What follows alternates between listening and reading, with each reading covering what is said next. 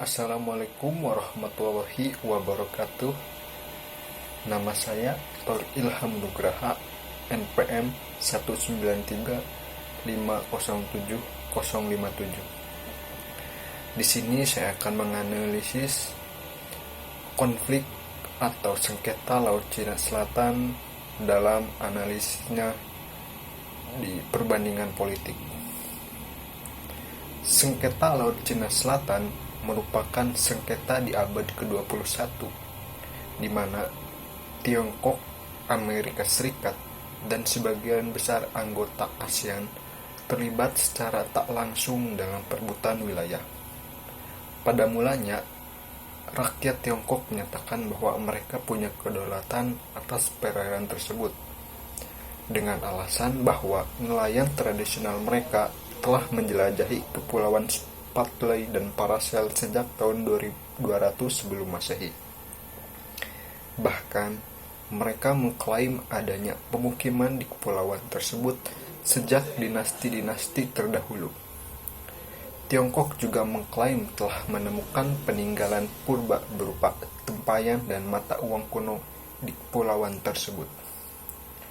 Selain itu, nama Laut Cina Selatan berasal dari nenek moyang mereka, dan catatan-catatan dinasti Song dan Yuan mencantumkan kepulauan tersebut dalam wilayah kekuasaan mereka. Mekanisme pelaksanaan asas iuti Posidetis dalam penentuan titik patok batas wilayah darat antar negara dalam konteks praktisnya dilakukan dengan langkah-langkah. Pada tahap awal, kedua belah pihak sepakat menggunakan argumentasi sejarah yang menetapkan alokasi wilayah perbatasan yang terjadi pada kolonial.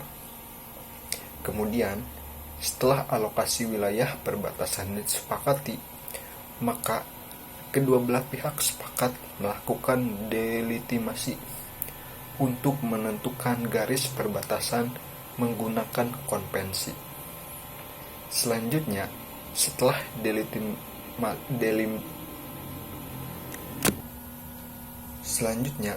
setelah delegitimasi disepakati berdasarkan konvensi perbatasan, maka kedua belah pihak secara bersama-sama melakukan demarkasi, yaitu penegasan patok-patok perbatasan sebagaimana yang tercantum dalam beberapa konvensi tersebut. Terkait dengan hal itu, maka kedua belah pihak sepakat membentuk kelembagaan bersama yang berfungsi sebagai forum yang terkait dengan persoalan perbatasan Laut Cina Selatan. Sengketa yang terjadi di Laut Cina Selatan merupakan sengketa antar negara, karena aktornya bukan hanya negara-negara pengklaim, namun juga negara-negara lainnya yang berkepentingan di wilayah tersebut. Oleh karena itu, upaya penyelesaian sengketa maritim di Laut Cina Selatan tidak saja pada aspek historis atau sejarah dan hukum, tetapi juga melalui pendekatan perundingan secara damai. Adapun dasar utama klaim wilayah Laut Cina Selatan dapat dilihat dari dua aspek. Yang pertama, aspek tadi, yaitu historis dan hukum. Dari aspek sejarah, negara mengklaim seperti RRC, Taiwan, dan Vietnam bagi China bermula pada masa National Government of Chiang Kai-shek pada tahun 1947 yang telah menetapkan Nine Interrupt Mark yang mencakup hampir seluruh wilayah Laut Cina Selatan. Ini ditegaskan kembali oleh Zhou Enlai pada tahun 1951. Namun, dalam klaimnya, China tidak menjelaskan aspek hukum dari delegitimasi batas maritimnya, karena diketahui bahwa penyelesaian sengketa wilayah maritim hanya dapat dilakukan berdasarkan hukum internasional atau UNCLOS 1982. Namun, klaim sejarah tersebut tidak dikenal di dalam UNCLOS, sehingga Dalam pokok gugatan, negara mengklaim sebagian negara ASEAN menggunakan aspek hukum sebagai dasar gugatan. Mereka menggugat bagian tertentu dari Kepulauan Spratly dan menggunakan hukum internasional UNCLOS sebagai dasarnya. Dengan memperhatikan hal di atas, maka dapat dikatakan bahwa wilayah Laut Cina Selatan merupakan wilayah perebutan kepentingan ekonomi, strategi, dan politik oleh negara-negara tersebut.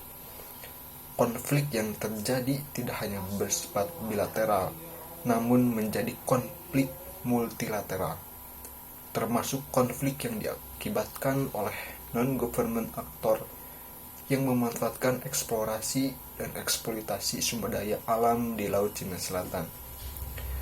ASEAN telah berfungsi sebagai forum yang efektif untuk menyelesaikan masalah-masalah ekonomi, politik, sosial budaya, dan banyak masalah keamanan.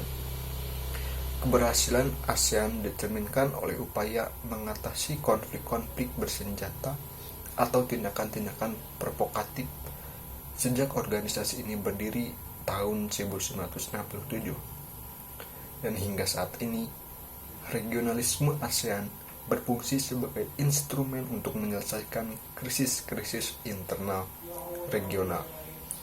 Penyelesaian ini dapat dilakukan melalui dua pendekatan, yaitu mengurangi kemungkinan munculnya konflik di antara negara-negara tetangga dan memaksimalkan proses pembangunan ekonomi untuk menunjang peningkatan ketahanan regional secara kolektif.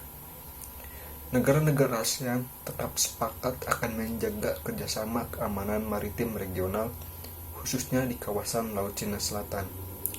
Mereka juga sepakat akan tetap memegang prinsip-prinsip hukum internasional atau UNCLOS 1982 dan dokumen-dokumen yang telah disepakati oleh anggota-anggota ASEAN.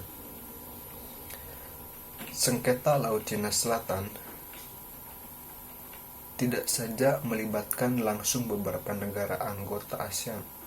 Oleh karena itu, hal yang perlu menjadi prioritas atau perhatian ASEAN dalam bidang politik dan keamanan, terutama pasca Perang Dingin, adalah dapat dilihat dari sudut pandang geopolitik dan ekonomi. Kawasan Laut Cina Selatan merupakan kawasan dengan potensi konflik yang tinggi, di mana banyak negara berlomba dan mengklaim wilayah tersebut. Kerawanan kawasan ini menciptakan dilema keamanan yang pada akhirnya mengancam stabilitas keamanan di kawasan ASEAN.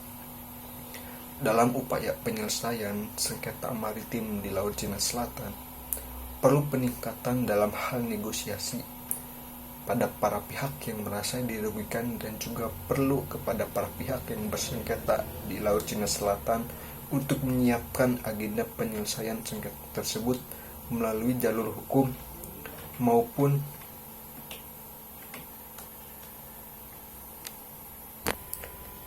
membicarakannya melalui forum-forum bilateral dan multilateral yang telah ada. Upaya negosiasi multilateral ataupun bilateral secara tidak langsung menjustifikasi kembali relevansi penggunaan klaim sejarah Laut Cina Selatan sekaligus meningkatkan posisi tawar yang menguntungkan Tiongkok melalui negosiasi bilateral dengan negara ASEAN lainnya yang terlibat dalam klaim Laut Cina Selatan. Mungkin itu saja yang dapat saya sampaikan mengenai konflik Laut Cina Selatan ini. Terima kasih.